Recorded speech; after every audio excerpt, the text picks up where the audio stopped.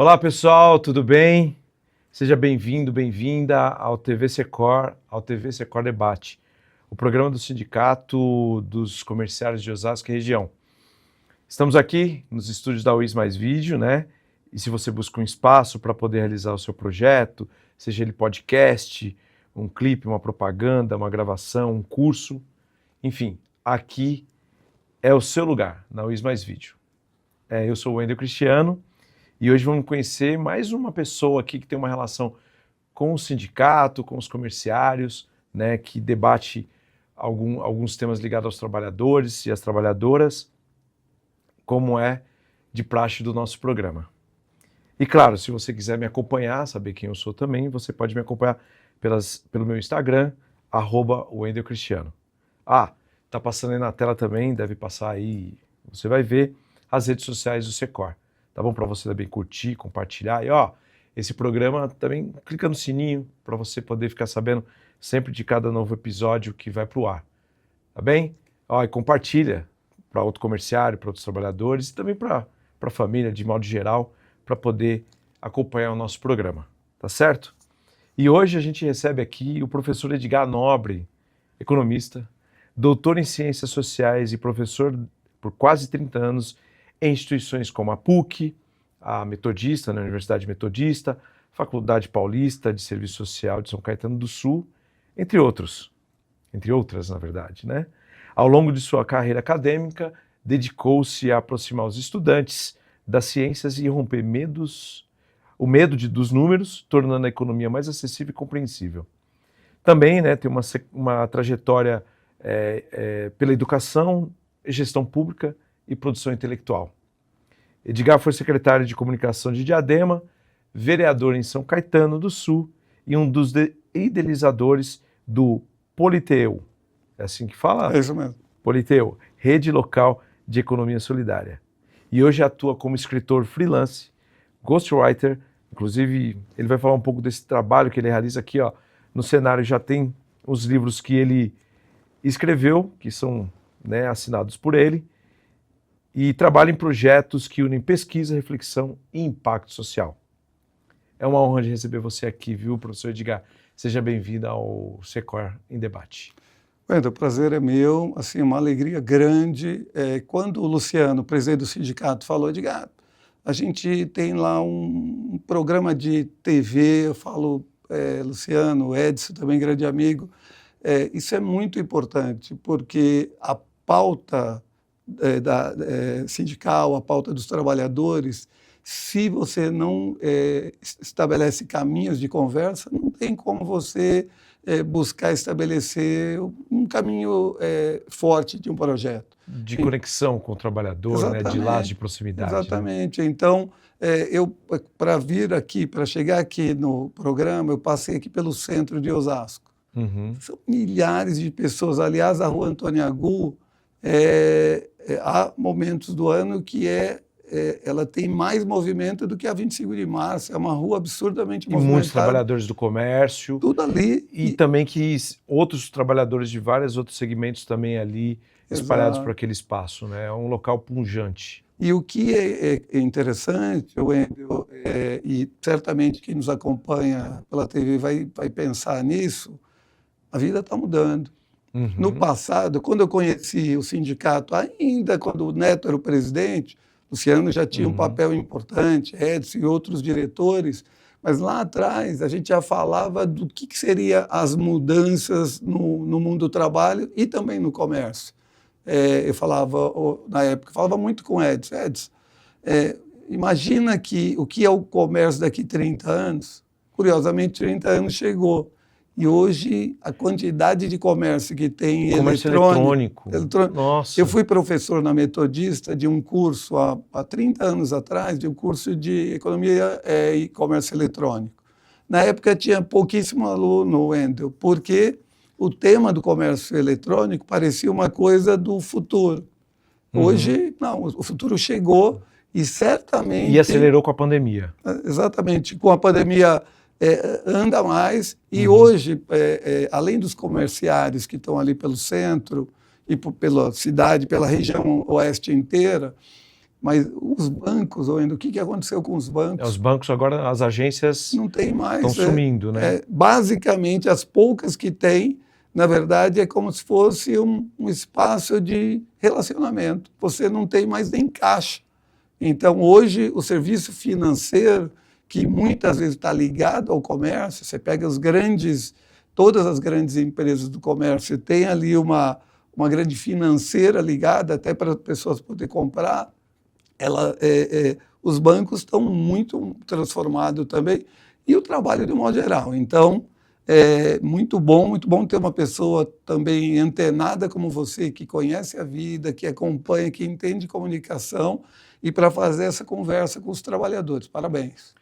Edgar, queria que você também pudesse apresentar um pouco da sua trajetória, né, de trabalho, das relações com os sindicatos e essa relação também como se deu com o Secor, né? Porque você está aqui porque, né, você comentou que o Luciano, o Edson convidaram você, mas eu queria que você pudesse contar um pouquinho mais como é que você se deu essa relação e você também falasse um pouquinho da sua trajetória política, administrativa, para a gente depois falar um pouco também dessa questão sua como escritor, tá? Legal. Você sabe, quando as pessoas em aula me perguntavam se eu trabalhava ou não, eu falava, eu também trabalho, porque você imagina... O professor não trabalha, você imagina, né? Era pergunta, e isso é importante para quem está nos acompanhando, porque no Japão, por exemplo, os países orientais, de modo geral, a profissão mais valorizada que existe é o professor. Porque você, jornalista, você aprendeu com professores. O médico, com o professor. O economista, como eu, com o professor. Qualquer profissão precisa, o iluminador, com um professor. Então, eu fui professor 32 anos, Wendel, e quando eu chegava todo começo de semestre, sempre em universidade, na PUC, na FISO aqui em Osasco, lá do professor Papal. Do lado da Unifiel. Para quem não conhece, ficava do lado da Unifiel ali. Exatamente. Hoje é um condomínio Virou residencial. Um condomínio, era do lado, tinha uma comunidade. Uma comunidade, ali, exato. Bem pequenininha, mas tinha uma comunidade. Na divisa com São Paulo. Exatamente, ali perto do Jaguaré. Isso. Então eu trabalhava... Parque Continental, isso. Ali é Avenida Presidente...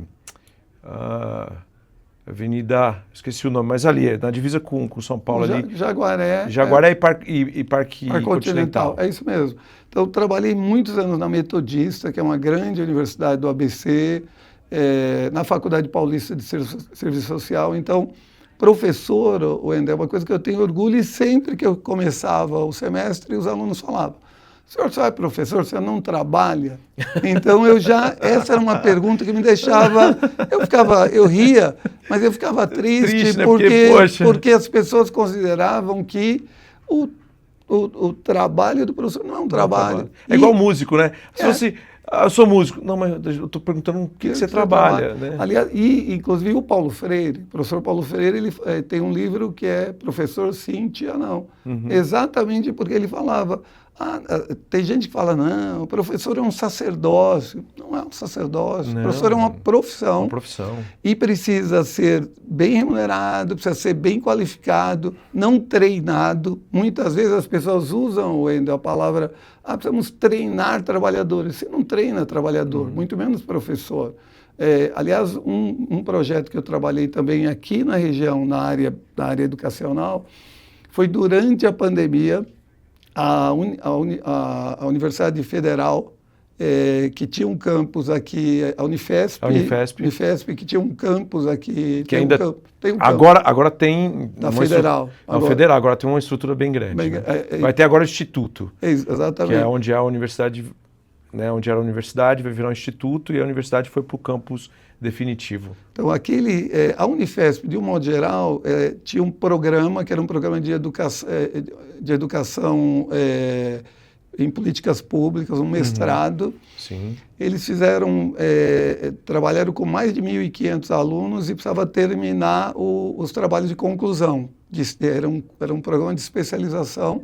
Eu participei desse projeto, foi um projeto lindo, lindo. Eu trabalhei com 15 alunos, com a monografia de 15 alunos. Foi um projeto muito legal.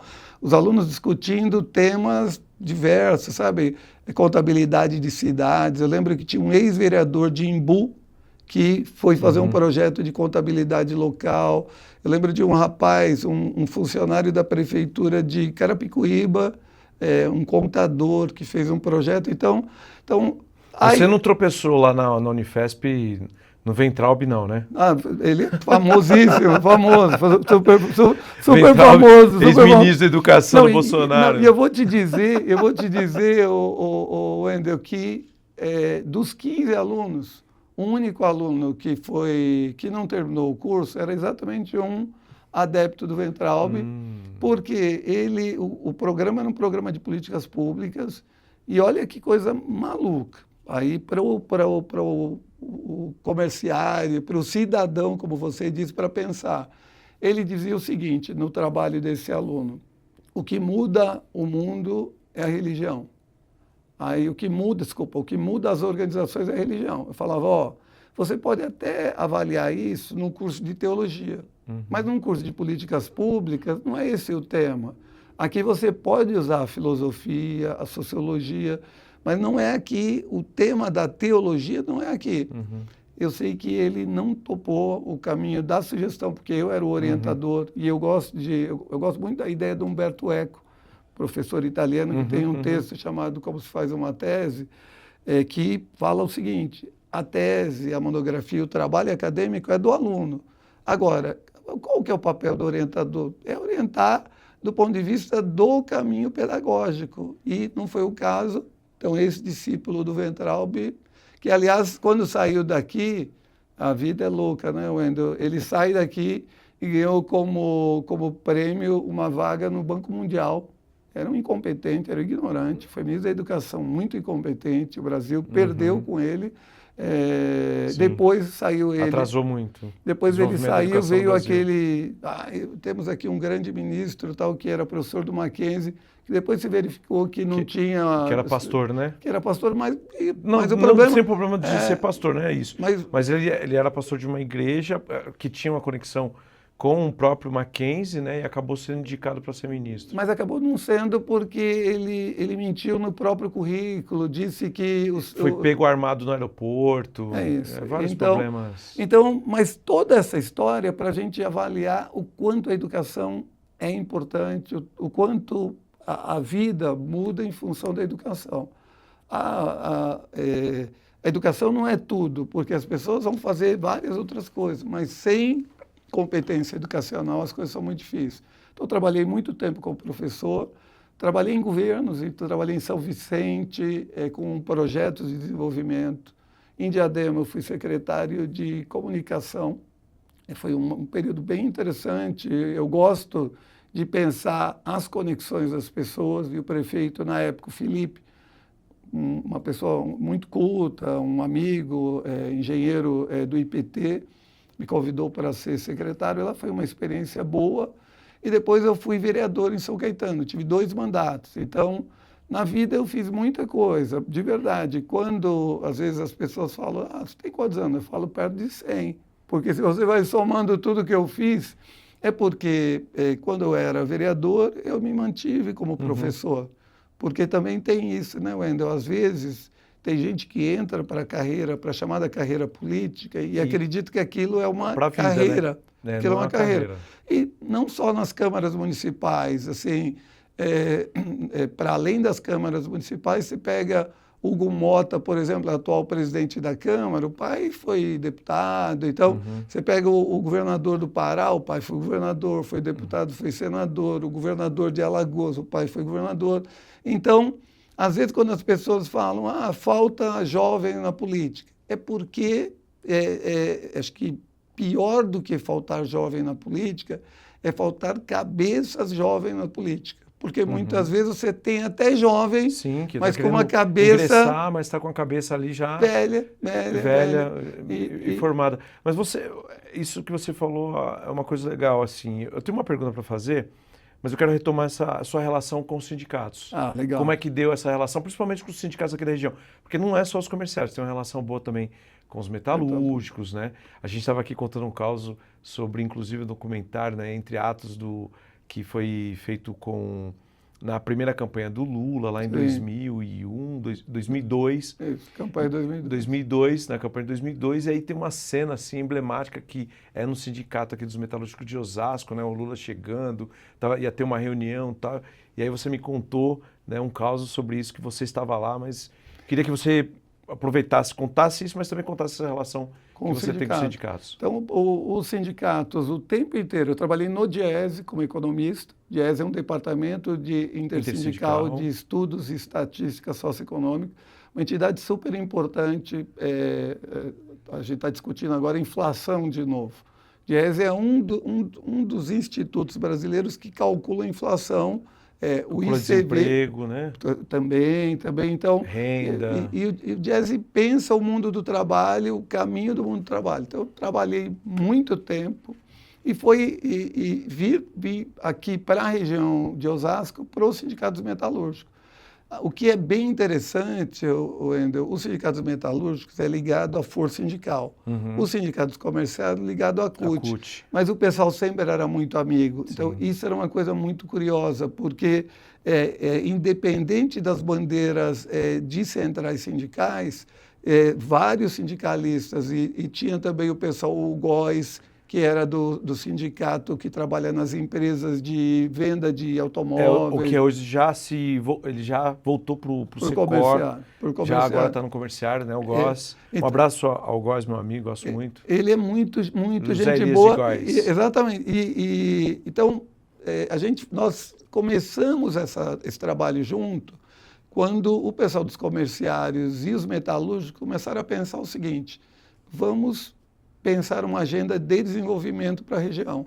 Por quê? Não adianta a gente pensar só a nossa categoria, só os comerciários aqui, só os metalúrgicos, só os bancários. Vamos pensar uma agenda de desenvolvimento. Foi aí que nós criamos, na época, eu digo nós, porque eu estava junto com os sindicatos, nós ajudamos a criar um fórum de desenvolvimento que começa com os sindicatos. Depois nós fomos conversar com o pessoal das empresas, nós falamos com os empresários do comércio e com o pessoal da Ciesp local, falamos com o Sérgio e falamos com o Fábio Fonseca, duas grandes pessoas, dois grandes amigos. O Fábio Fonseca, Wendel, ele é um grande empresário da região. Tem uma empresa grande dele, a sede da empresa dele é em Jandira, e ele topou a ideia. Indústria. É uma empresa que é uma grande geladeira, ele é o grande armazenador. Ah, eu conheço. Ele é dono da Friozen. Friozen, conheço. Ele trabalha com Burger King, Bob's, McDonald's, Sadia. É que armazena, né? Armazena e ele me todos conta, esses insumos. E ele me conta a história de como nasceu a empresa dele. O fato é que o Fábio, que era na época o líder dos empresários do Cioeste Castelo, que pega toda essa região, Osasco, Carapicuíba, ele entra nesse projeto, ele topou esse projeto. Então, sindicatos e empresários começamos a pensar junto. Trabalhadores e patrões. Exatamente. Dialogando. E a partir daí nós fomos falar com os prefeitos na época. E foi exatamente, essa história deu muito trabalho, fizemos muitas agendas, inclusive na época com a universidade aqui, chamamos o poder público era meio reticente, porque o poder público falava: o que esses caras querem? O que eles estão pensando? Até que um dia, quando o Lapas era prefeito, foi já no governo do Lapas, o Lapas falou: ó, Jorginho, Neto, nós queremos que vocês participem de uma reunião, nós vamos criar aquilo que vocês sugeriram, nós vamos criar um espaço de discussão de governos aqui da cidade, porque a história, esse projeto dos comerciários, dos metalúrgicos, o Wendel, começou muito inspirado no projeto lá do ABC, na Agência de Desenvolvimento do ABC e no consórcio de prefeitos do ABC. Eu trabalhei lá nesse projeto, a minha pesquisa de mestrado foi baseada no planejamento do consórcio do ABC. Eu trouxe para cá, discuti muito com os comerciários, muito com os metalúrgicos, depois com os empresários, e isso virou, Wendel, uma relação de muito respeito, de muita amizade, muito. Mais adiante, eu acabei fazendo um projeto com a prefeitura de Osasco. Aí eu já não estava trabalhando diretamente no sindicato, eu trabalhei um projeto chamado Trabalho Decente, foi um projeto super importante. E mais adiante, mesmo do governo, quando termina o governo do Lapas, no governo do Rogério, eu fiz um trabalho interessante com crianças e adolescentes.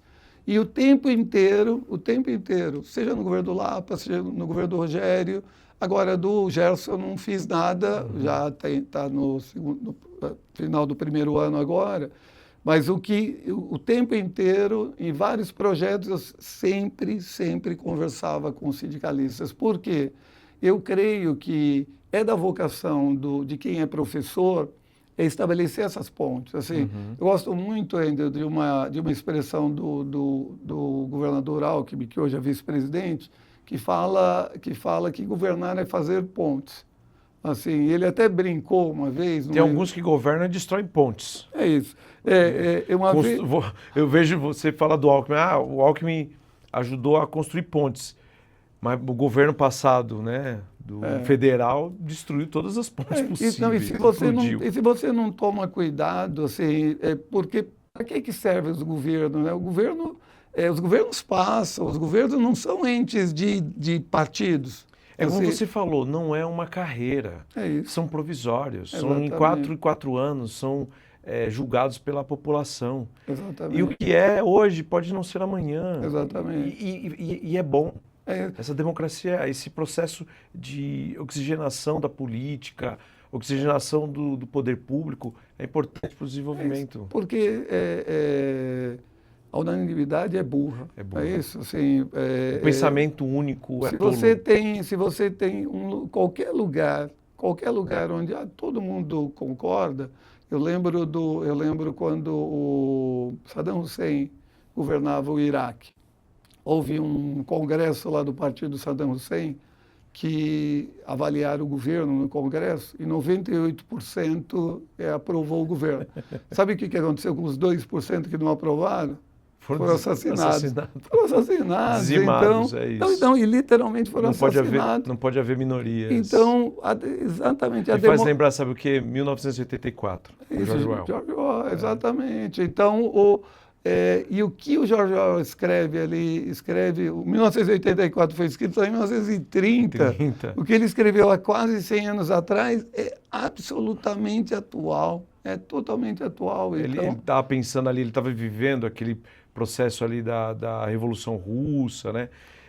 Depois da Primeira Guerra Mundial, estava todo ali aquele Wendel, eu estou achando que você deve ler Pensamento, porque o meu último livro que eu trouxe aqui, o Ruínas, está aqui atrás. Está aqui o Ruínas. A gente vai falar dele daqui a pouquinho. Eu começo assim... 1981, eu havia acabado de ler A Revolução dos Bichos, de George Orwell. Começa com essa frase, 1981. Ou seja, eu nem tinha dito isso para você. Pensar, então, a relação dos sindicatos com governos e entre os sindicatos, porque muitas vezes também, Wendel, se você não toma cuidado, as diretorias dos sindicatos ficam longe dos trabalhadores. Ah, sim. Ficam longe. Então, aconteceu isso no governo do Lula. Só fazer um parênteses, porque é isso, né? O Lula ascendeu, ganhou, a base sindical, a base dos movimentos sociais foi para onde? Para a burocracia do Estado. Cara, isso foi uma crise. Porque acha que tudo vai ser resolvido no governo.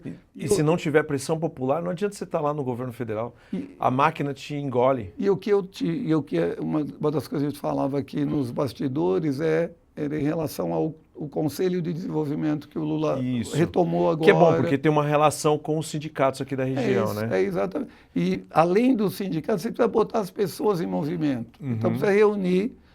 Precisa falar, é lógico que todo mundo, quando você chega aqui na sua empresa aqui de manhã e alguém fala, puxa, Wendel, esse negócio está legal, está bom, você fica feliz. Claro. Mas sempre vai precisar ter alguém que fala, Wendel, não é melhor fazer isso, não é melhor aquilo, porque o tempo inteiro, se você acha que está tudo bem e vai dar 100% certo... Tem alguma coisa errada. É isso, exato. Ou você está fazendo errado e as pessoas não estão comentando, ou está tudo errado e as pessoas estão dizendo vai dar ruim. O rei está nu. O rei está nu. O rei está nu. O rei estava totalmente nu, sem nada, sem sapato, e o bobo da corte andando e falando, nossa, rei, como sua roupa é linda. E a população ali, né, alguns segurando, quando passava dava risada, né? Mas basicamente, muitas vezes você olha a realidade não está batendo, não bate, e alguém está dizendo, não, está tudo certo, não tem problema. E esse conselho que o presidente Lula está resgatando, que, né, no primeiro período que foi criado, você estava comentando que é o seguinte, naquela época só tinha 3 sindicalistas, né, empresários de vários setores, da Gerdau, enfim, industriais, de vários setores. E hoje mudou-se completamente a realidade. A indústria perdeu muito fôlego durante todo esse período. Acendeu outros setores, né, principalmente de tecnologia da informação, de logística, de serviço. Inclusive, nós hoje vivemos um novo modal, um novo modelo de trabalho, que são os aplicativos. Se essas pessoas não estiverem representadas dentro desse conselho, como é que se dialoga a sociedade com a sociedade? Né? Não, de um modo geral, é isso. A maior empresa de transporte do mundo não tem um único carro. Tem helicóptero em Nova York. A Uber não tem um único carro. Ela criou um sistema, criou um negócio. Então, que mais transporta gente no mundo. Tem outras, tem a 99, tem várias empresas, mas a maior do mundo é a Uber, 0 carro. Aí você pega a maior empresa de hospedagem, não tem uma cama, certo? Airbnb. Então você tem, você pede comida hoje pelo iFood, por outros aplicativos. Que não tem um restaurante não tem um funcionário que é entregador. Exatamente, nada. O cara basicamente, e inclusive nessa coisa da mudança de negócio, de jeito de produzir, você tem inclusive, tem um amigo que tinha lá uma cozinha chamada Cozinha Escondida, que ele tinha um restaurante entregava 10 tipos de comida. Espetinho, esfirra, comida italiana, na mesma cozinha, imagina isso. Fazia tudo ali. Aí, hoje, isso ainda é mais tranquilo com o iFood, com esses aplicativos. Então, e nesse tempo das tecnologias, os sindicatos precisam estar muito antenados, muito.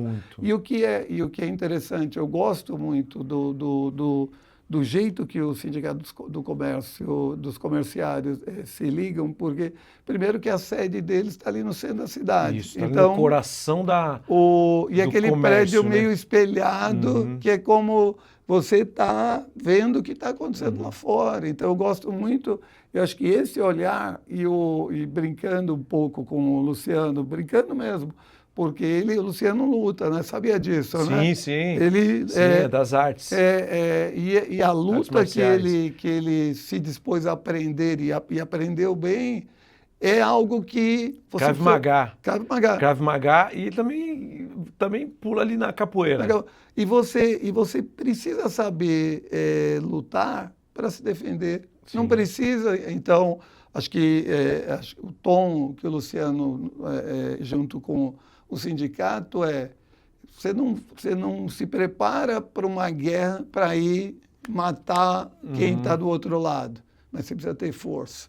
Sim. Então, a ideia do Luciano com o Krav Maga é isso, você tem que ter força, porque se você não tem força, você não é respeitado.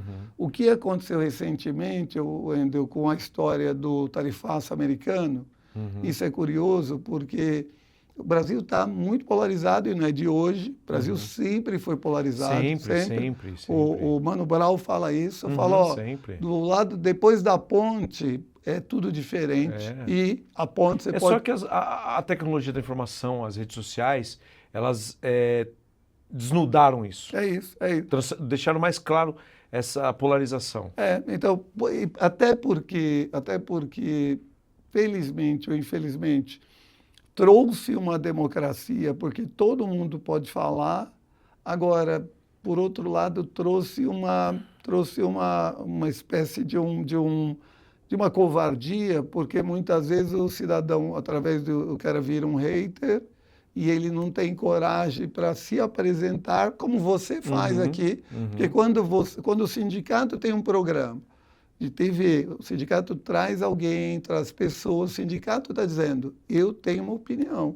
Agora, quando o cidadão nas redes sociais, no X, no Facebook, no Instagram, no TikTok, quando o cara ele bota ali um fake, ele coloca um nome que não existe e ele sai por aí inventando histórias.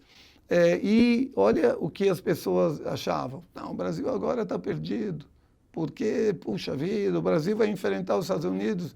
E não é que o Brasil precisava, não era para contraditar, porque na economia você não precisa sair brigando. Você não precisa colocar um tanque na rua. Mas você precisa dizer, ó, o meu interesse é esse. O Wendel, o governo da França, de todas as políticas, governo de direita, de esquerda na França, sempre defendem a plantação de uva. Por quê? Porque a uva produz o vinho e o vinho é um produto fundamental da França. Desde as primeiras teorias econômicas, desde o David Ricardo, do Adam Smith, eles discutem, você precisa valorizar os seus negócios. É uma questão de soberania. Soberania, inclusive, econômica. E, às vezes, até cultural. Porque, por exemplo, o vinho, né? É mais do que... É isso mesmo. Tem uma história que por exemplo, essa questão do champanhe. Os franceses brigaram até por essas questões dos frisantes. Dizem assim, não, champanhe é só aquilo que é fabricado aqui na França. E eles conseguiram isso. Hoje você não pode chamar qualquer outra coisa de champanhe. Champanhe é só aquele frisante que é feito na França. E que é uma questão cultural, de identidade e questão econômica. Sim. E, aliás, você falou uma coisa que me faz lembrar uma briga que o governo brasileiro teve há tempos atrás em relação ao açaí. O açaí, como diria o Djavan, a fruta guardiã. A música dele é ótima, muito embora tem um professor que falou que era a frase mais nonsense que existe. Açaí guardiã, de bisão, um imã, branco é a vez da manhã. O Djavan espantado, aliás, eu sou um Djafã, Djafã completo. Vai ter show do Djavan ano que vem, eu vou com certeza. É isso, a turnê do Djavan. O açaí, uma fruta do norte, do Pará, do Maranhão, principalmente, e os japoneses patentearam o açaí como uma coisa japonesa. E, mas como assim? Aí o governo brasileiro precisou empreender uma briga na Organização Mundial do Comércio para falar, não, mas não adianta vocês terem a patente, porque a fruta está aqui e é de origem brasileira, da Amazônia. E essa coisa da patente, Wendel, lembrando também coisas que a gente não valoriza tanto. Então, o Brasil é um dos países que mais produz café no mundo. E um dia eu estava voltando... Colômbia, Vietnã são os concorrentes mais diretos. Mas o Brasil produz muito café. É o maior, né? Um dia eu estava voltando do interior, parei num desses restaurantes aqui que tem na estrada, aqui no caminho. Aí, vou tomar um café. Aí a pessoa me ofereceu, você quer um café brasileiro ou um café italiano? Aí eu, pro momento de idiotice... Essa é boa. No momento de idiotice, eu falei... Acho que eu quero um café italiano. Falei, pô, eu mereço um café italiano. Eu viajei tanto. Aí enquanto o rapaz fazia aquele café, eu comecei a pensar, eu falei, cara, você é professor de economia. Você não... Assim, quanto café? O que os italianos produzem muito na Itália é máquina de produzir café expresso. A máquina. Agora... Na Itália, deve ter café, é tipo aquele vaso seu ali que tem a espada de São Jorge. Café num vaso para decoração. E olha que coisa curiosa, Wendel. Na Alemanha, eles não produzem 1 grama de café. nenhuma grama de café. Agora, eles compram muito café em grão do Brasil e moe e transforma em café solúvel na Alemanha. A pergunta que eu sempre fazia nas minhas aulas de economia, vou fazer aqui para quem acompanha o TV Secor, é o seguinte: na Alemanha, eles cobram imposto alto de café em grão ou de café solúvel? Café solúvel. O café em grão, sabe, pois não se preocupam. Por quê? Porque não produz uma grama de café, mas o café solúvel, eles têm uma taxa alta. Assim como na França, eles têm uma taxa alta para a uva e para as flores, porque produzem muito perfume. E essa coisa da mudança, tá, e também não podia deixar de falar, Wendel, acho que 1 ano e pouco atrás, eu acompanhei a chegada da Universidade da Uber aqui na região. Então, você tem toda essa história de transformação da economia. E eu lembro que quando eu comecei a vir para Osasco, tinha ali próximo da estação de trem, principalmente da estação central de Osasco, tinha ali aquele ponto de táxi. Sim. Hoje você para ali naquele ponto, tem pouquíssima gente. Tem mais, mas tem um ponto enorme de Uber. De Uber, exatamente. Tem um pontaço lá que dá um problema lá no período de pico. E o que era curioso, para o cidadão ter um ponto de táxi, há 40 anos atrás, era caro. E para você pegar um táxi, como que você fazia?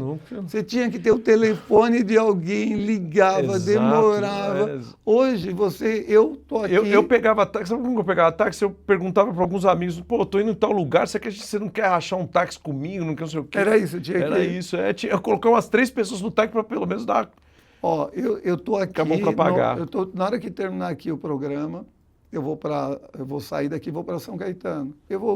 Como é o aplicativo, vou pedir um carro por aplicativo e pronto. É isso. Então é outro tempo, é nesse tempo que os sindicatos estão enfrentando. Não é uma coisa fácil, porque os trabalhadores hoje, muitos trabalhadores são PJ. Então aquele trabalhador, principalmente da gerência, da gestão das empresas, a empresa falou, ó, você quer ser demitido ou você quer continuar trabalhando como PJ? A grande maioria deles, infelizmente, muitas vezes acaba simplesmente topando isso e muitas vezes acaba se esquecendo que não são trabalhadores. Então, aliás, tem um livro que eu gosto muito, Tudo que é Sólido se Desmancha no Ar, do Marshall Berman. O Marshall Berman falava o seguinte: os trabalhadores, isso lá nos anos 80 e 90, ele falava os trabalhadores golas brancas e golas azuis. Golas azuis eram trabalhadores de fábrica. Do chão de fábrica. Do chão de fábrica, e golas brancas eram os trabalhadores do escritório. Ele falava, os trabalhadores white collar, golas brancas, só lembram que são trabalhadores, sabe quando ainda? Na demissão. Quando são demitidos. Só quando são demitidos. Você sabe que acontece isso? E aí uma coisa até importante dizer aqui, espero que o trabalhador, a trabalhadora comerciária que assiste o nosso programa entenda também, que o trabalhador que está ali, que trabalha no administrativo das Casas Bahia, do Magazine Luiza, ele também é comerciário, viu? Não é porque ele está no escritório que ele é diferente de você que está lá na loja vendendo, não. Ele e às vezes é isso. Muitos, inclusive, é uma dificuldade do próprio sindicato, às vezes, conseguir sindicalizar as pessoas que estão lá no escritório, porque elas não conseguem se associar com uma categoria, né, geral daquele setor. E talvez o próximo desafio, Wendel, do Sindicato dos Comerciários é exatamente esse serviço de comércio eletrônico, porque aqui na região você tem grandes galpões. Tem um sindicato parceiro que cuida desse setor e que tem uma grande polêmica, parece que está até uma discussão no Supremo para ver realmente se é base desse sindicato. Porque eu não tenho dúvida, Wendel, quando eu estava ainda no Diese, já tem bastante tempo, uma vez eu fui para uma negociação do Sindicato dos Trabalhadores em Editoras de Livro.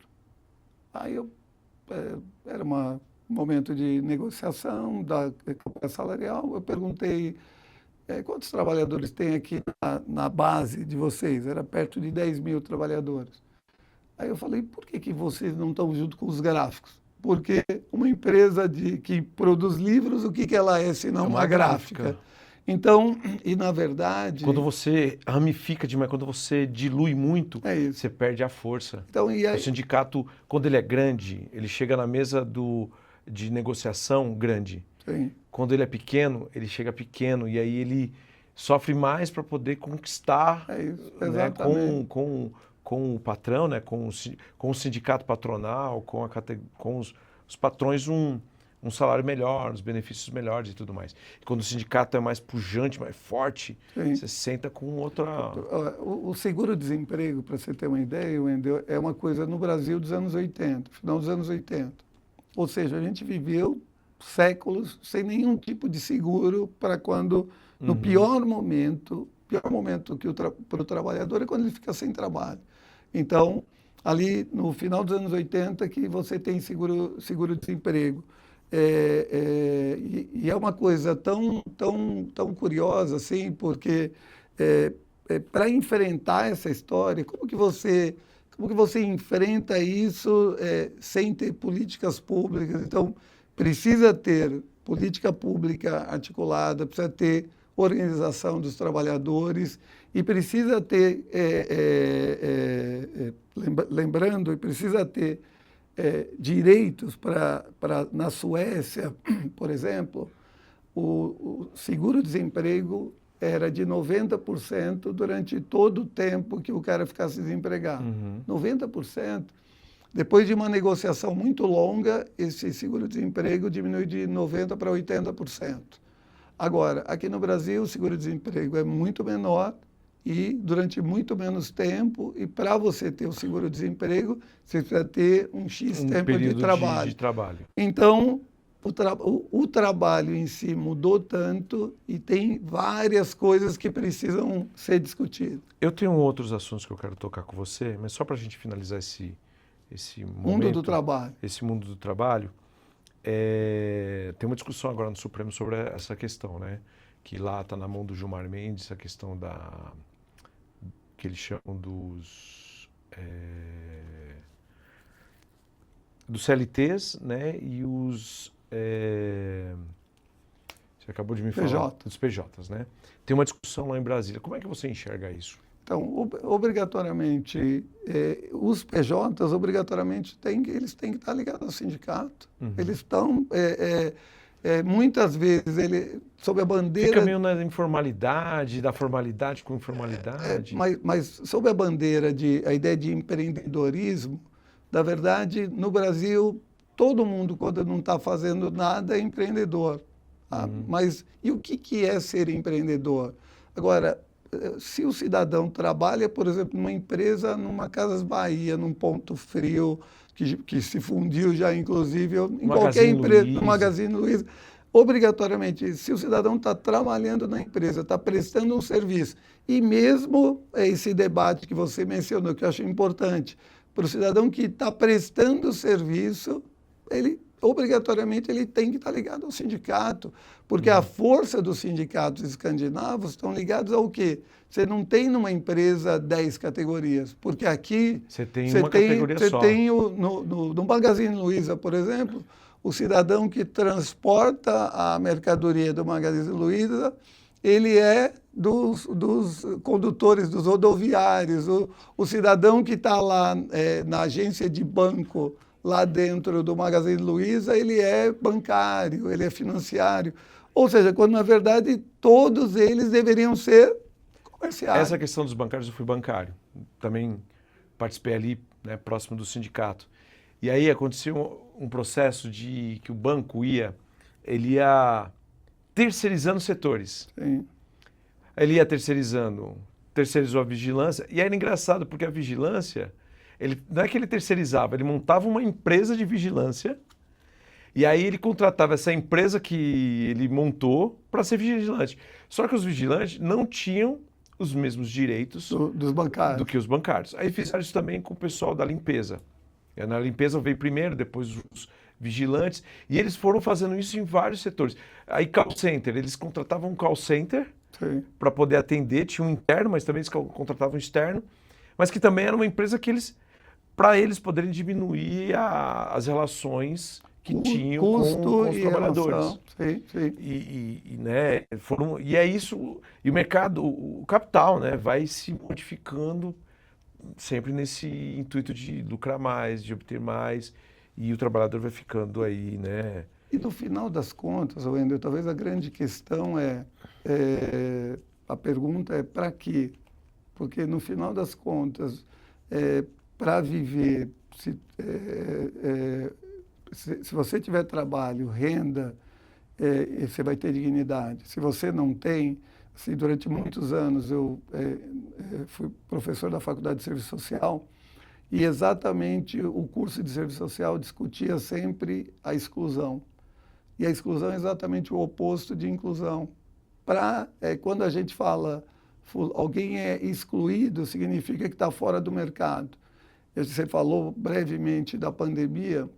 Eu nunca vi, Wendel, estatísticas sobre morte de pessoas em situação de rua na pandemia. Sabe por quê? Porque a grande questão da pandemia era contato social.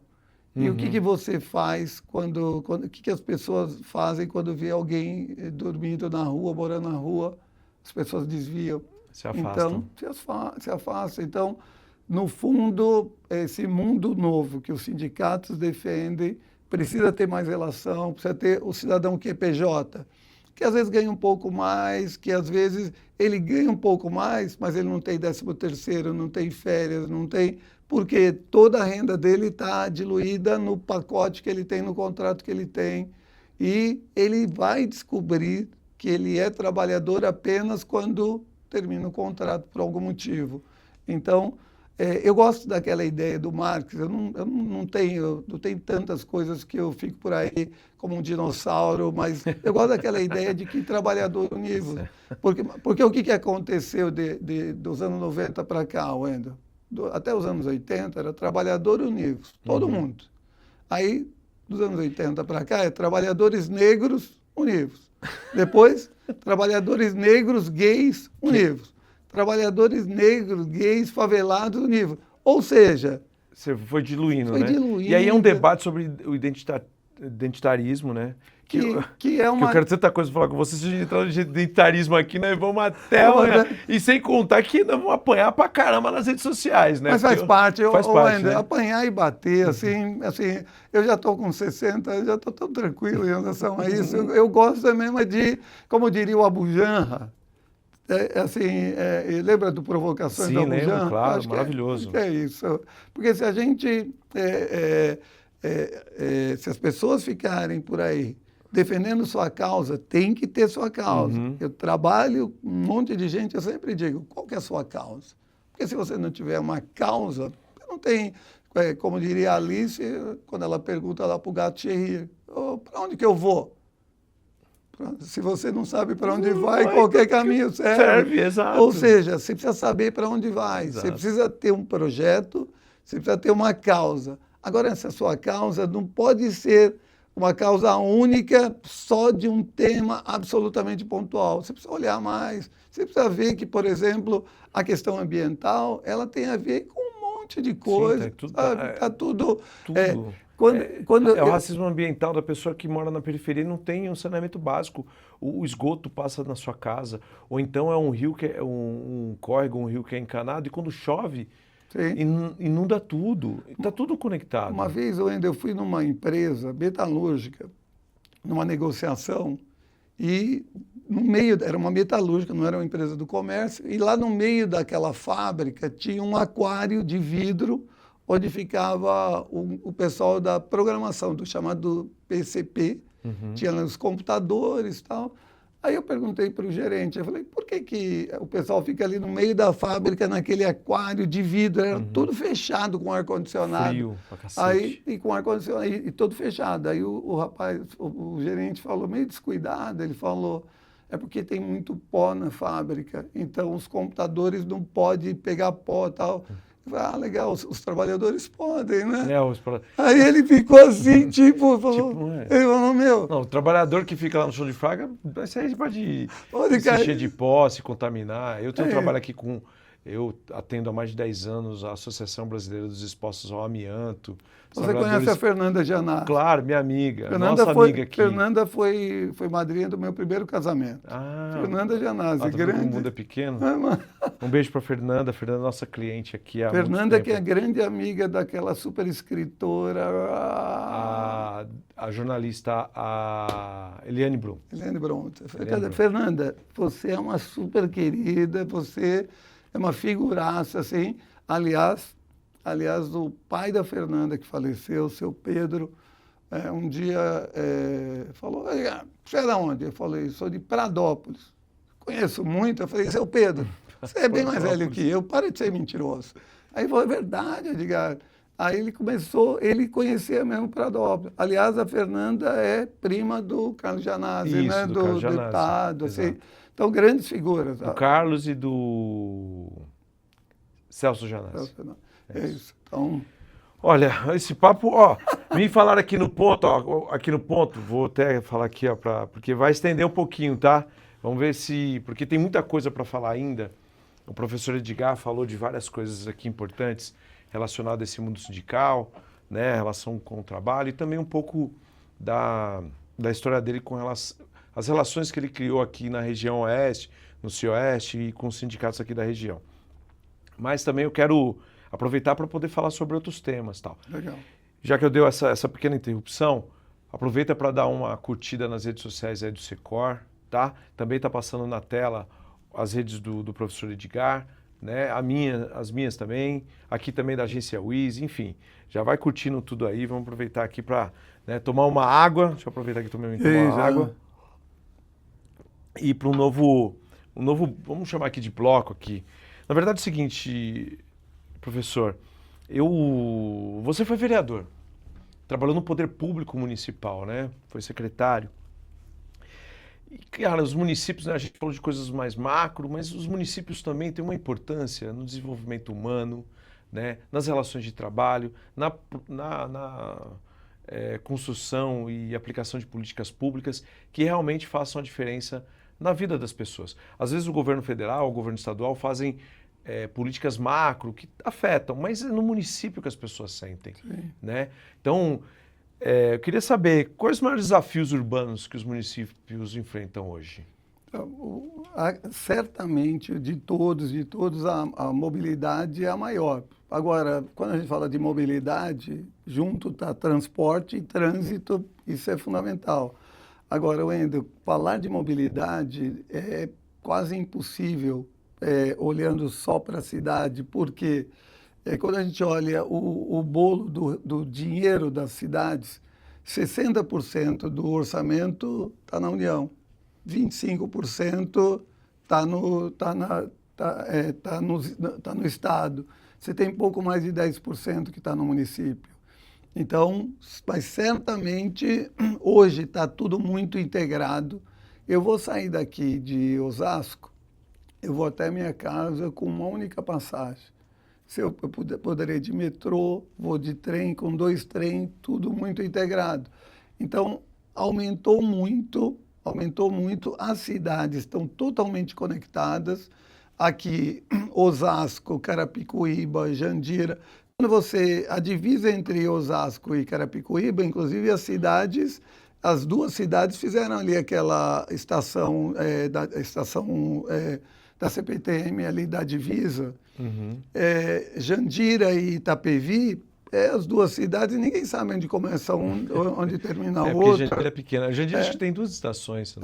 Não, mas Itapevi mesmo, acho que uma mas só. a divisa mesmo das cidades, então eu gosto muito dessa coisa da mobilidade. Teve uma parceria, Wendel, ali entre empresas, o governo do estado e as prefeituras para a pavimentação ali de uma estrada que vai até o centro de Jandira, e vai até aquela região industrial, João de Góes.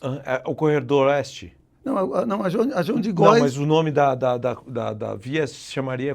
Não, o corredor é muito maior, o corredor é gigante, Sim. mas a João de Góes é uma estrada que está ali, que basicamente vai para o Distrito Industrial e sai do centro. Sim, É uma sim. estrada relativamente Sim, pequena, mas era totalmente esburacada, que os empresários, ali tem muitas empresas, os empresários falaram, ó... Empresas de logística, principalmente, né? Aí vamos melhorar essa história aqui.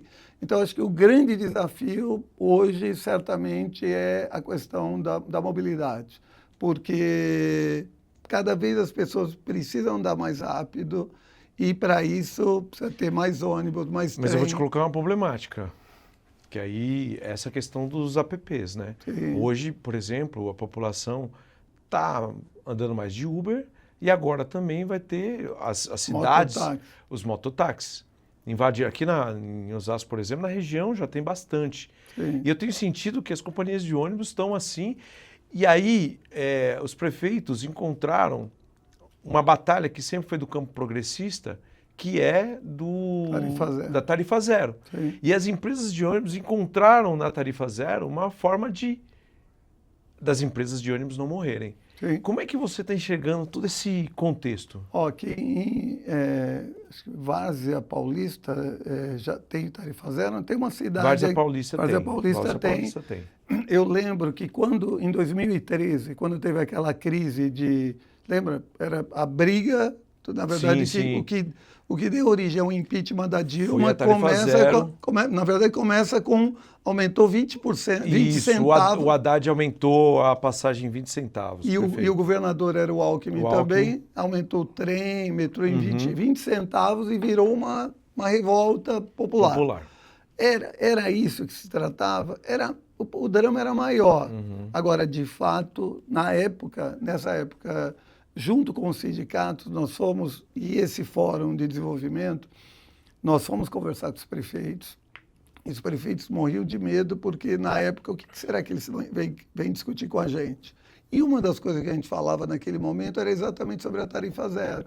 E, de fato, Wendel, a tarifa zero é uma oportunidade para você, ao mesmo tempo, gerar transporte dentro das cidades, porque se você pega em Carapicuíba ali, você tem 2, 3 empresas, normalmente as empresas elas negociam muito nas cidades, tem 3, 2, não tem mais do que isso em cada cidade, e elas são sempre negociadas, e eu não tenho dúvida de que, se bobear, se você pega 3 alunos, é melhor 3 alunos, se juntar e pegar um Uber, você vai para a escola por um preço muito melhor. Então, a tarifa zero tem sido uma alternativa em São Caetano, a cidade que eu moro. Desde o ano passado tem tarifa zero. Então, o que acontece hoje? Os ônibus andam super cheios. Ou seja, o transporte não deve ser a tarifa zero, não deve ser uma coisa do tipo, não é para atrapalhar a vida de ninguém. É uma alternativa, e é uma alternativa de mobilidade. Mas professor, Aí eu encontro um problema nessa história. Porque, claro, tem lugares que eu vejo que as companhias de ônibus investiram nesse transporte. Mas há lugares em que, quando a tarifa zero ocorre, os ônibus começam a ficar sucateados. Sim. Reduz a frota. Eu vou dar um exemplo. São Paulo, o prefeito Ricardo Nunes, para ganhar a eleição, implantou lá a tarifa zero no domingo. No domingo. Fica no ponto esperando o ônibus no domingo. Sim. Não passa. E aí, o que acontece? Não adianta você dar uma tarifa zero se o poder público não fiscaliza, não tem um contrato que seja um contrato que diga que os ônibus têm que ter uma certa qualidade, não tem que investir em transporte limpo. Eu vou te dar um tema aqui, e aí vou lançar o desafio aqui para você, Wendel, e para o sindicato fazer esse debate. Até porque eu fiz esse debate no ABC há tempos atrás. A partir do governo Fernando Henrique, se criou as agências de regulação no Brasil. A agência não existia, aí você começa a ter agência de petróleo, de água, de gás, de telefone. Para que servem as agências nacionais? para regular serviço. Uhum. Para regular. Então, Regular os serviços que foram privatizados. exatamente. Que vem ali do consenso de Washington, abraçado pelo Fernando Henrique, que começou a privatizar tudo, aí começou a criar as agências. Agora imagina que nas cidades você tem serviço de transporte, de gás, de telefonia, um monte de serviço. Então imagina o seguinte, tem cidades que a quantidade de fio que passa na frente da casa das pessoas são imensos. As empresas de telefonia, de TV a cabo, por exemplo, o que elas pagam para usar o espaço da cidade? Sabe? Então, há tempos atrás, eu lancei um desafio lá no ABC, que era a criação de agências locais de regulação. Agências locais. Agências locais, esse é o debate. Isso é interessante. Porque basicamente, eu não acredito em cidadania sem participação. Não existe. Aqui também está aqui na minha pergunta não existe dessa questão da participação popular. Se você não tem participação, o cidadão, não dá para dizer que alguém é cidadão se não participa. A ideia de cidadania com participação foi criada pelo Betinho, pelo Herbert de Souza. Agora, você tem fiscalização de serviços públicos federais, estaduais. Aliás, esse é um drama, porque quando se privatizou as estradas, por exemplo, você tinha um debate, vai melhorar as estradas? No caso de São Paulo, melhorou as estradas. As estradas de São Paulo são absolutamente melhores do que a do Brasil. Qual que é a contrapartida? O pedágio é absurdamente caro, é muito caro. Wendel, eu estava aqui em Osasco já, quando se mudou a lei estadual, para fazer o pedágio aqui na Castelo. Sabia disso? Não, Eu estava fazendo manifestação lá, viu? Estava parando a rodovia. Eu parei junto com o Lapas, inclusive. Você não podia ter um pedágio numa distância como essa que tinha. Exatamente. É tanto que os sindicatos, o GOES, o Neto, os sindicalistas juntaram moedas e ficaram lá pagando o pedágio. Isso foi o Covas que começou, foi o Covas que deu início. Antes do Covas falecer, ele começou a querer implantar esse pedágio de distâncias bem curtas. Agora, então, mas o desafio, porque de fato... Você tem toda a razão. Tudo isso começa com consenso de Washington. Agora, tem agendas que estão postas. Então, você pode brigar contra, e é o caso do Fórum Social Mundial, que você tem um movimento mundial que fala, eu não quero esse mundo, eu quero um outro mundo. Ok, faça outro mundo. Agora, para fazer outro mundo, você começa onde? Você começa nas cidades, começa tendo participação. Por isso que o Sindicato dos Comerciários, dos Metalúrgicos, por isso que a gente criou lá atrás o chamado Fórum de Desenvolvimento Local. Porque a ideia era, sem a agenda local, sem organização local, e digo mais, Wendel, o cidadão, quando ele assalta uma pessoa aqui no centro de Osasco, ele assalta e ele vai para por exemplo, a Barueri. Aí, para não falar de Carapicuíba, né? Porque Carapicuíba tem um estigma aqui na região, então, como Barueri é uma cidade mais rica, então vamos falar de Barueri. Então, o que acontece? A política de segurança tem seccionais, tem delegacias. Então, tem o delegado da seccional X, da Y, da Z. E o ladrão tem seccional? Não. Então, isso que é louco. Está mais do que provado que a política de segurança que criou mais seccional atendeu o reclamo de fazer mais delegacia e aumentou ou diminuiu o número a sensação de insegurança? Aumentou, claro. A sensação de insegurança está cada vez maior. Mas tem mais delegacia porque você não tem uma política integral. Então, então junto com essa coisa de... Você falou dos desafios, quais são os desafios? Então, pensar a mobilidade, pensar a articulação das cidades, porque você não combate segurança, você não combate... Esse tipo de consórcio, como existe no Oeste, é um caminho? É um caminho total, é um caminho, e é tanto um caminho que, em princípio, começou com 8 ou 9 cidades e hoje está chegando até Cotia, aderiu. Você tem várias cidades, já tem até Itu querendo aderir. Eu lembro quando a cidade de Araçariguama aderiu, que é considerada a porta de entrada do interior. Então, e por que isso é importante? Porque para você pensar uma agenda de desenvolvimento, você não consegue pensar uma agenda única e exclusivamente de uma cidade. Por quê? O que é... Elas estão tudo conectadas, de certa maneira. Exatamente. Então, e assim, professor, essa questão do CIOeste, eu lembro quando foi criado, o grande debate era como os prefeitos iam resolver o problema do lixo. Porque tem cidade que deposita em outra cidade, mas aquela cidade já está com aterro lotado, e aquela outra falta orçamento para montar um novo aterro, contratar. Então, vamos montar um consórcio para que a gente possa criar um aterro coletivo, cada um dá ali um pedaço, pensando na quantidade de lixo que leva para aquele espaço, e aí a gente resolve.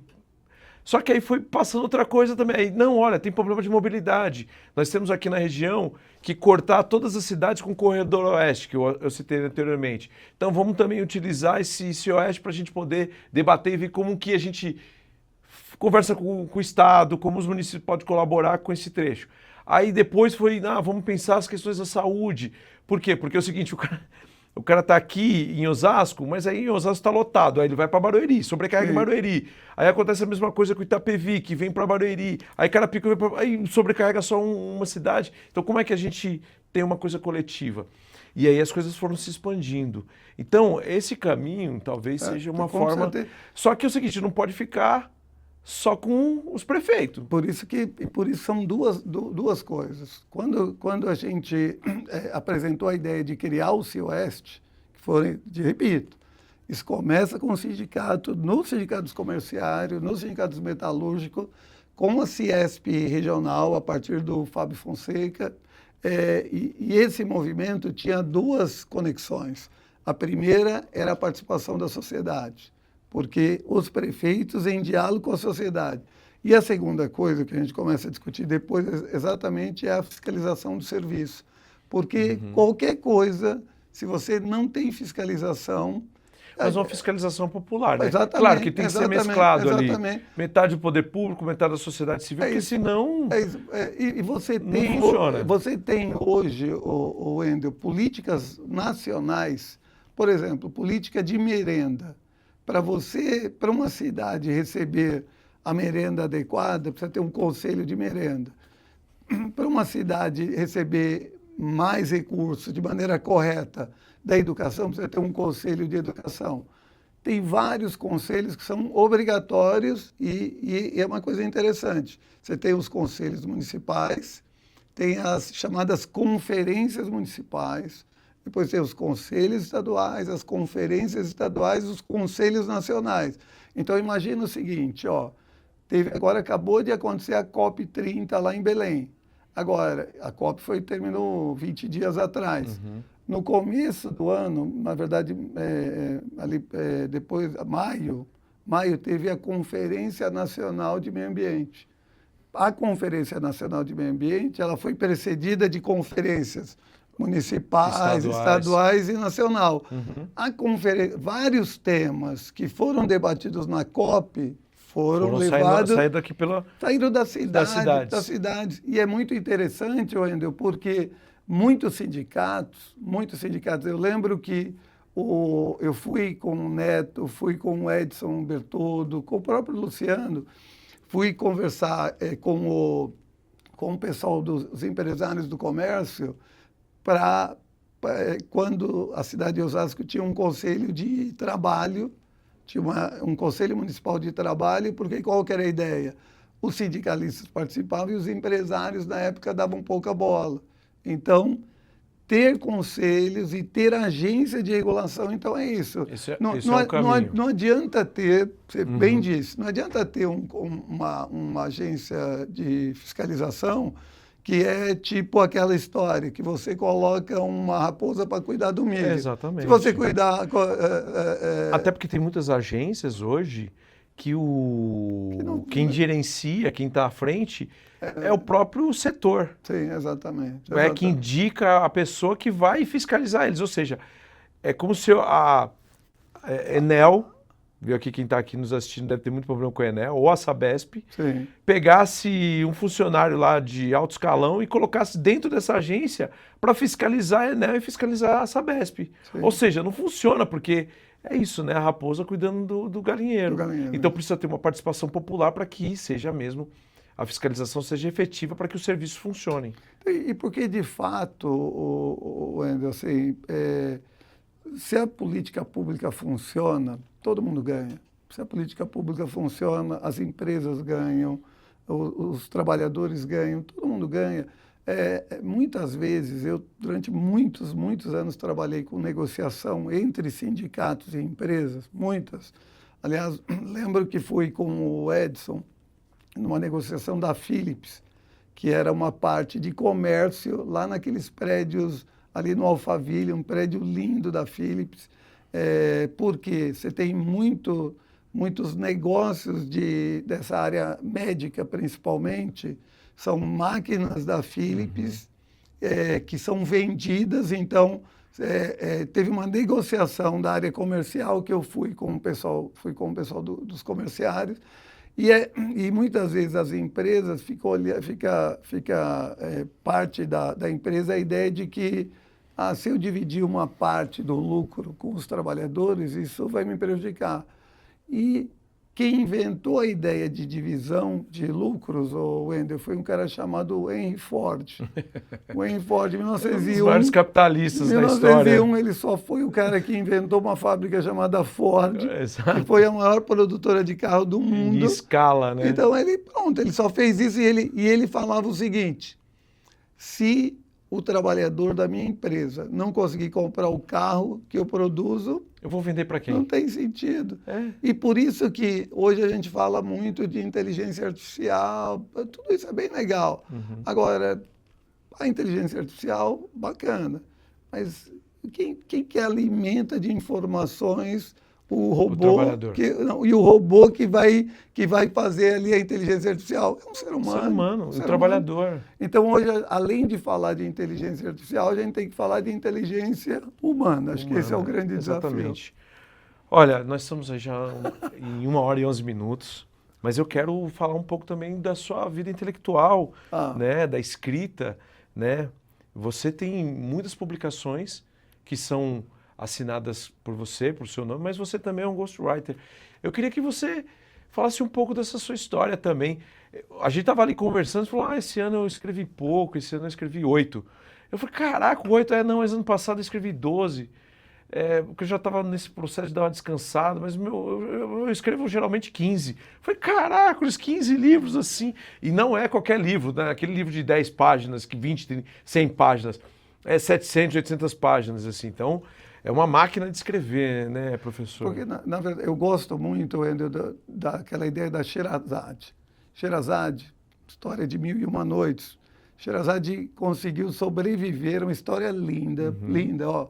Para você, comerciário, Ó a dica. Você vá numa loja, numa livraria, uma loja do comércio, compre um livro, qualquer livro dá para o seu filho, dá para sua filha, para sua namorada, para o seu namorado. Agora, entre os livros eu amo 1001 Noites da Sherazade.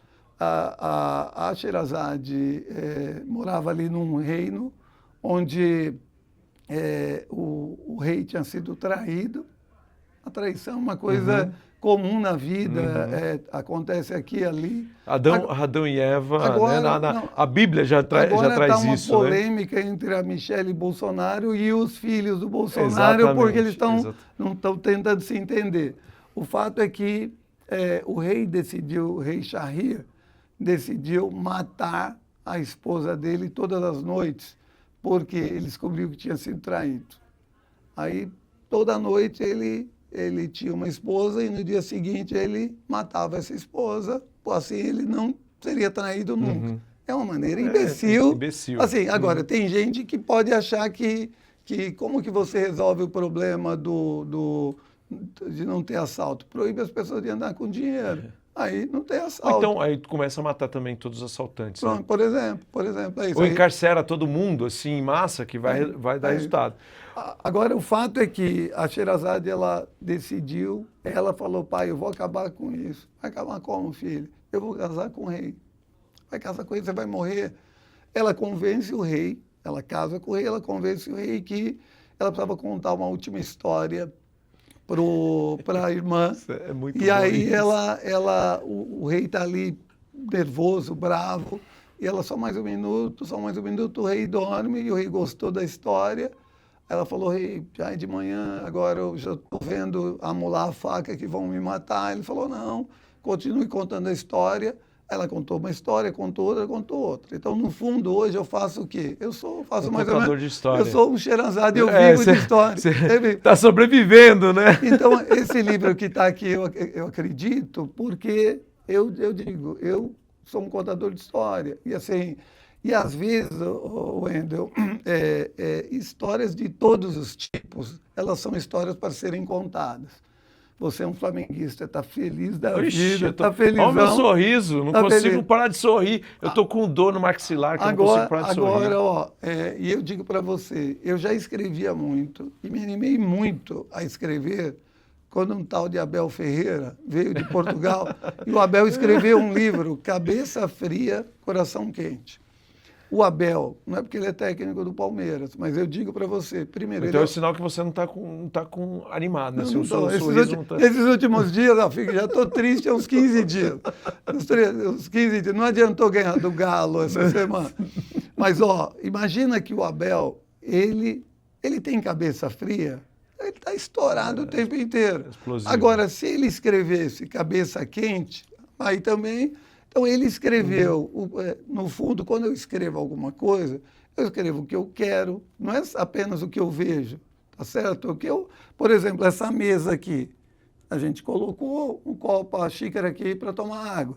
Você poderia colocar aqui um bolo? Poderia colocar aqui uma flor? Poderia.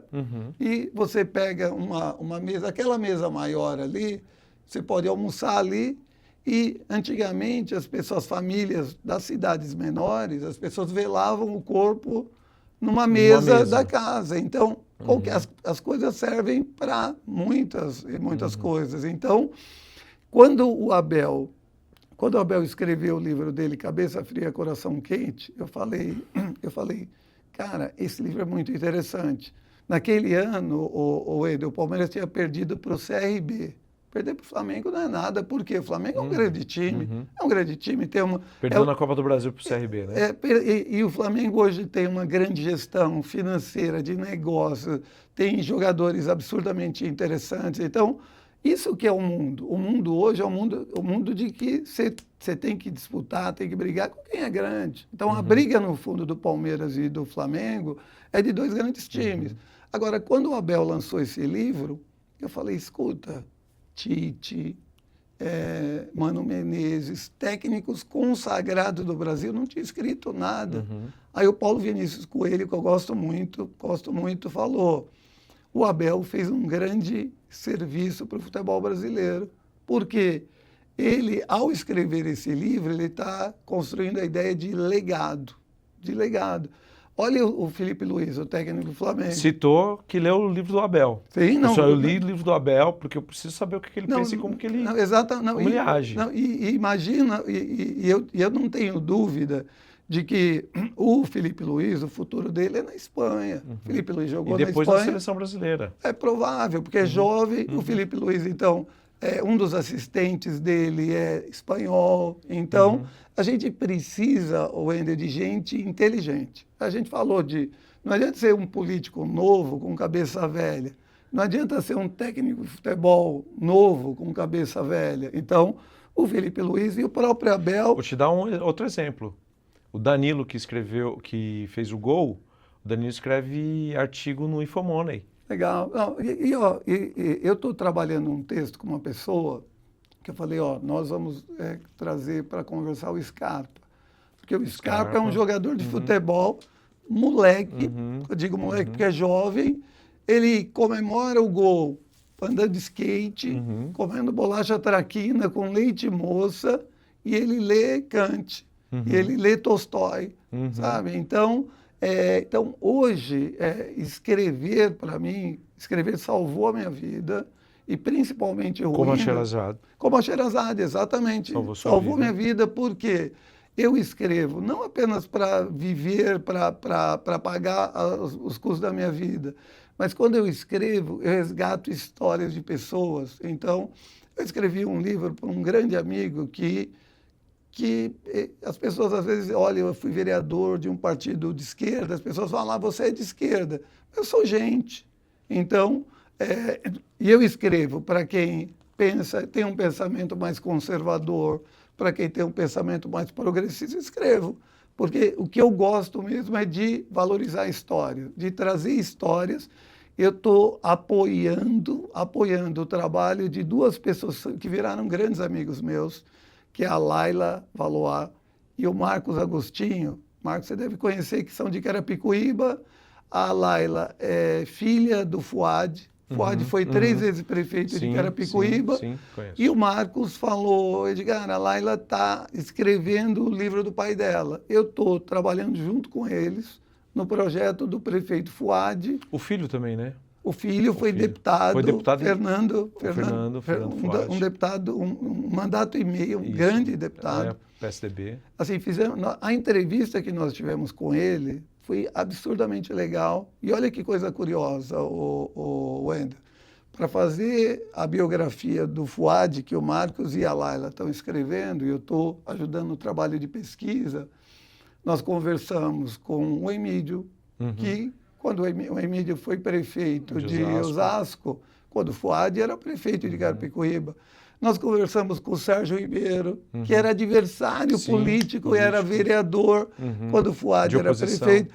Por quê? E quando a gente está escrevendo um livro, eu não estou contando uma história da carochinha. Não. Tipo, tem que colocar todos esses...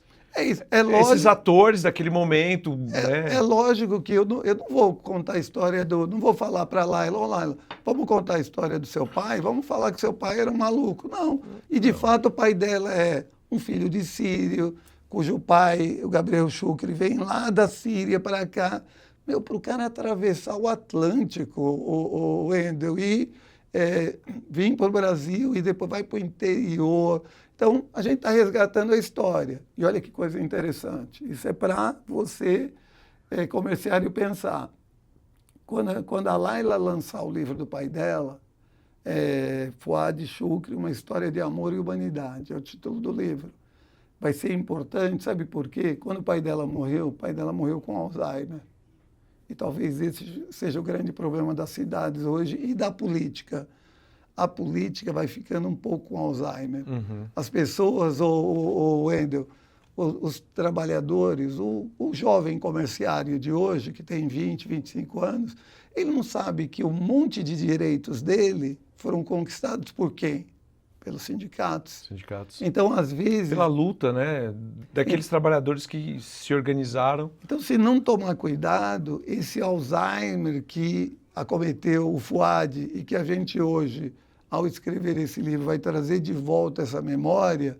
Então, escrever, e eu digo parabéns para você, parabéns para o sindicato por esse programa, porque quando você faz esse programa aqui do Secor em Debate, você também está botando essa pilha aqui para falar, não vamos esquecer, vamos lembrar. E o filme brasileiro mais aclamado esse ano, lá que quase ganhou o Oscar, exatamente, Ainda Estou Aqui. Que é uma história. Que é exatamente uma história que o Brasil estava esquecendo. E alguém falou, não, peraí. E a partir do livro do Marcelo Rubens Paiva, e não foi um filme, Wendel, quando a gente foi assistir aquele filme, será que vai ter cena de tortura, de gente apanhando? E teve? Não. Porque você não precisa ficar falando de botar o militar aqui, não. Você precisa contar a verdade. Então, quando o Abel escreveu o livro dele, ele contou a verdade, ele falou, nós fomos campeão aqui, por quê? Porque nós perdemos a Copa, perdemos o jogo do CRB, e era inadmissível o Palmeiras perder para o CRB, e o fato de ter perdido acendeu um farol Sabe, o Flamengo perdeu a vaga na Copa do Brasil para o Atlético Mineiro. Qual o time que é melhor? Qual o elenco que é melhor? O Flamengo ou o Atlético Mineiro? Sabe, mas... Sim. Então é isso. É isso. Wendel, muito bom. Muito bom. Eu só quero terminar, assim, rapidamente, porque faltam 5 minutos, mas eu quero que você fale que atrás de você tem alguns livros, né? Tem Eu Acredito, né? Ideias para fazer uma vida melhor. Tem também o do prefeito Tortorello, né? Uma lenda que governou São Caetano do Sul, não obras suas. E tem uma que está no forno. Você trouxe assim, saiu da gráfica, eu peguei, estava até quentinho, né? Acabou de sair da gráfica, que é Ruínas, que é o seu primeiro romance. Primeiro romance, exatamente. Seu primeiro romance, né? Que disseram que é uma ficção, né? Você está ali nisso, né? Eu Acredito, é um livro de textos onde eu fiz o caminho de Compostela, andei 800 quilômetros, atravessei a França até a Espanha e falo ali um pouco de empreendedorismo, falo um monte de coisa. São textos que eu juntei, textos meus, e coloquei ali. Eu acredito, então é exatamente isso. Ideias para uma vida melhor. O que eu acredito que pode fazer um mundo mais humano, mais justo, mais igualitário. Então, pode pensar projeto, eu botei ali nesse texto. A biografia do Tortorello, para mim, foi muito importante, porque o Tortorello era um prefeito mais conservador, mas foi um grande prefeito, e a política, a gente precisa aprender isso, Wendel, que a gente não pode apenas dizer, só é bom quem está do meu lado. Exato. Então, junto com o amigo, o professor Bife, que era um grande amigo do prefeito Tortorello, nós escrevemos, entrevistamos 59 atores políticos da cidade, fiz um livro ali de 520 páginas, então um livro bem correto.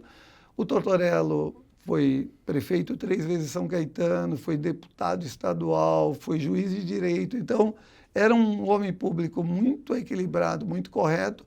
Certamente, se ele tivesse vivo hoje, ele seria um cara muito parecido com o prefeito Fuad. Era um cara mais conservador, mas era um cara de diálogo, sabe? A política precisa ter diálogo. Aberto. E Ruínas, quando vou escrevendo histórias dos outros, vou olhando para pessoas e vou lembrando muito do Mário Vargas Llosa.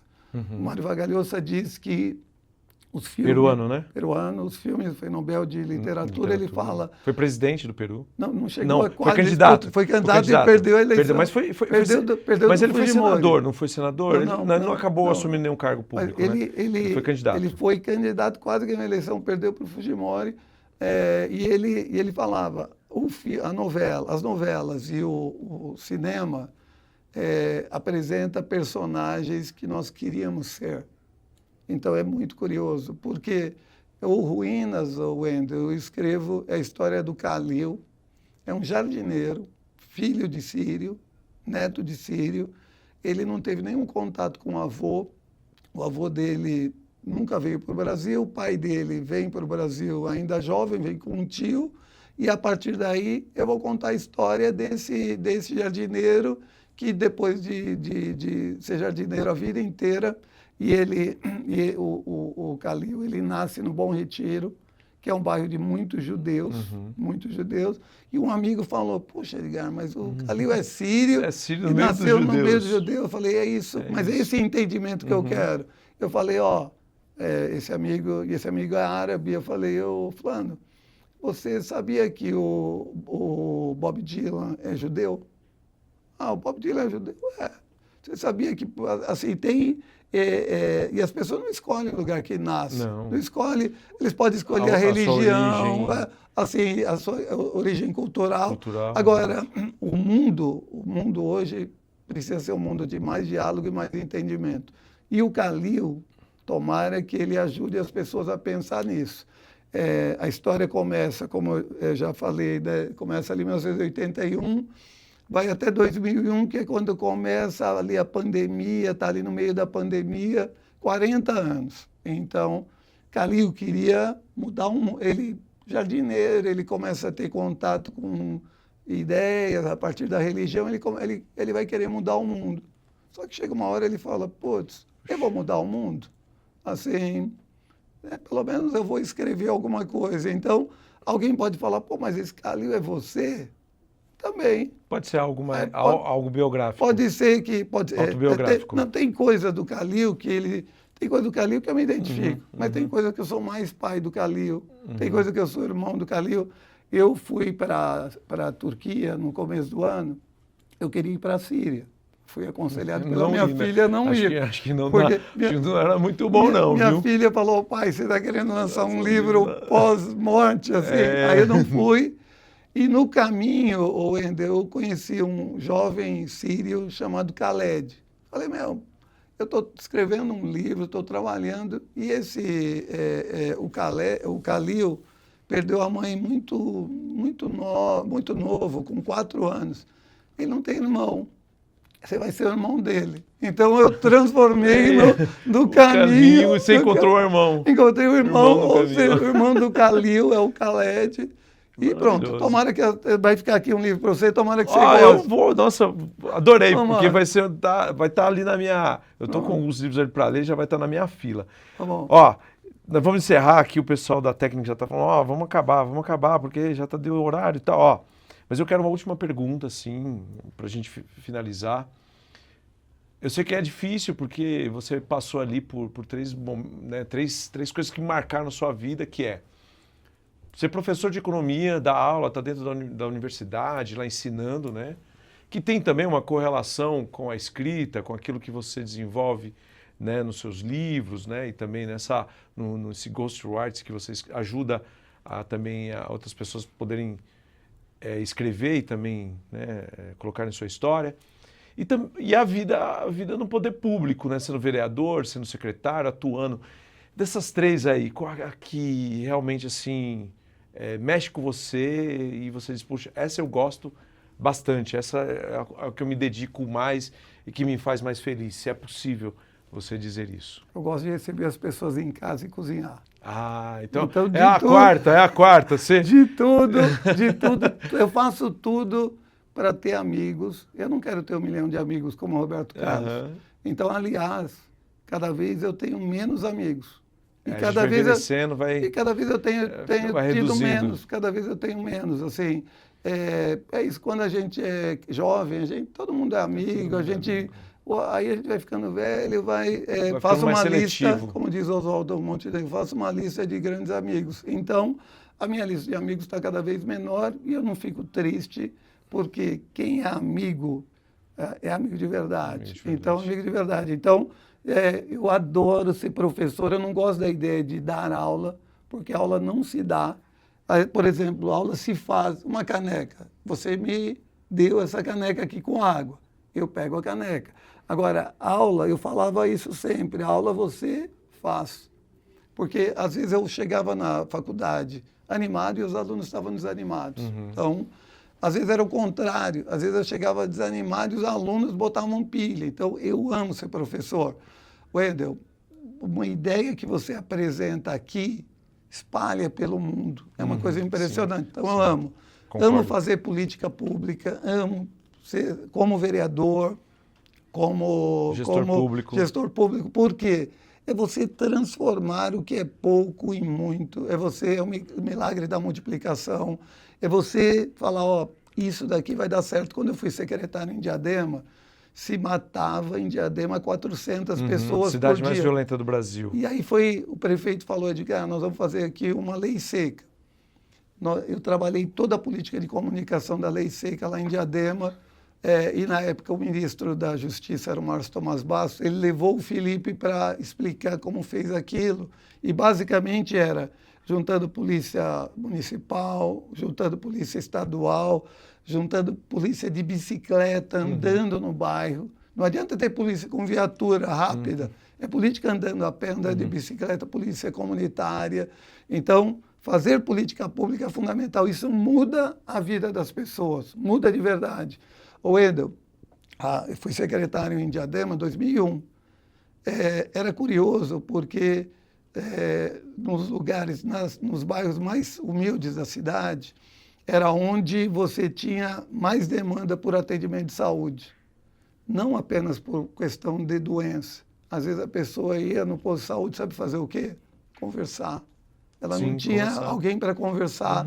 Ela ia para conversar, e às vezes ela queria, será que eu estou bem? Então, adoro fazer... Saúde emocional. É isso, adoro fazer política pública e amo escrever. Então, eu gosto de tudo. Agora, de verdade, quando eu estou em casa, recebo amigos, no domingo passado eu recebi amigos e preparei lá um almoço, foi absurdamente bom.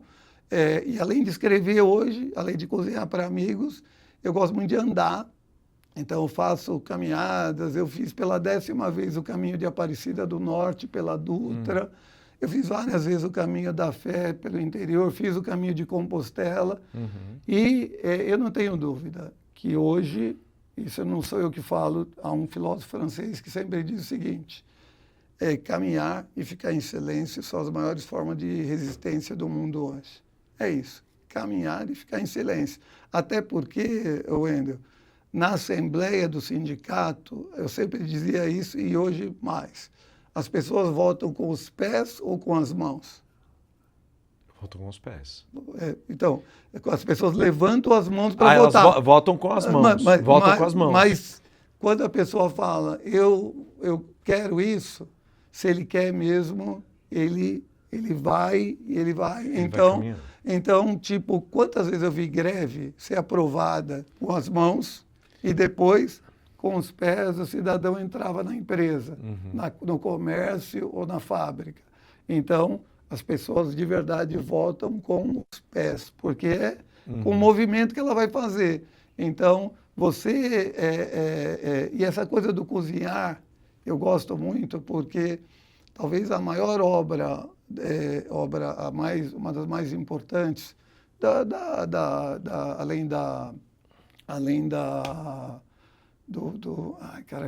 Mona Lisa, a Santa Ceia, certamente. Sim. E o que é a Santa Ceia? É uma reunião de 13 pessoas, um cara super importante que foi traído. Teve um cara que traiu, mas faz parte da vida, traído, é parte da história da humanidade, não adianta de ficar por aí. Mas é uma história em torno de uma mesa dividindo o pão. Então, eu gosto muito disso, adoro. E obrigado. E o Mário Sérgio Cortella diz o seguinte: quando a gente divide conhecimento, a gente multiplica. Isso é legal, porque se eu tenho conhecimento, eu guardo e para que serve? Agora, quando eu divido conhecimento, eu multiplico. E quando eu escrevo, eu multiplico conhecimento e a vida fica melhor. É isso, eu também concordo com você, acho que o conhecimento tem que ser compartilhado. Ele nunca é uma coisa individual, só para a pessoa. Professor, muitíssimo obrigado pela conversa, foi enriquecedor, eu acredito que quem pôde nos assistir até agora pôde aprender muito, ouvindo aí não só essa questão das relações trabalhistas com os trabalhadores, mas também sobre a questão do poder público, como fazer algumas transformações, e também conhecer um pouco do seu trabalho como escritor, né, como intelectual. E eu fico muito grato de ter recebido você aqui no Secor Debate e também na UIS, aqui no nosso espaço, na UIS Mais Vídeo, tá? Seja sempre bem-vindo. Obrigado e grande abraço para os comerciários, para o grande amigo Luciano, nosso presidente. É isso aí. Luciano, aquele abraço, viu? Edson Bertoldo, o Neto, um abraço Patrícia, um abraço para vocês aí, o Góes. Então, um abraço para todos os diretores do Sindicato dos Comerciários e um abraço para você, comerciário e comerciária, que ficou aqui conosco até esse momento, acompanhou toda essa história. Se interessou aí na história do professor Edgar, vai lá, curte a página dele no Instagram, @EdgarProfessor, tá passando na tela. E quem sabe você também pode ir ali e querer, de repente, ficou curioso de alguma publicação que ele fez. Professor, como que eu faço para ter acesso ao seu livro? Certamente ele vai passar por lá. Tá bom? Na próxima segunda, mais um TV Secor em Debate. Espero você lá. Um abraço forte. Nos vemos.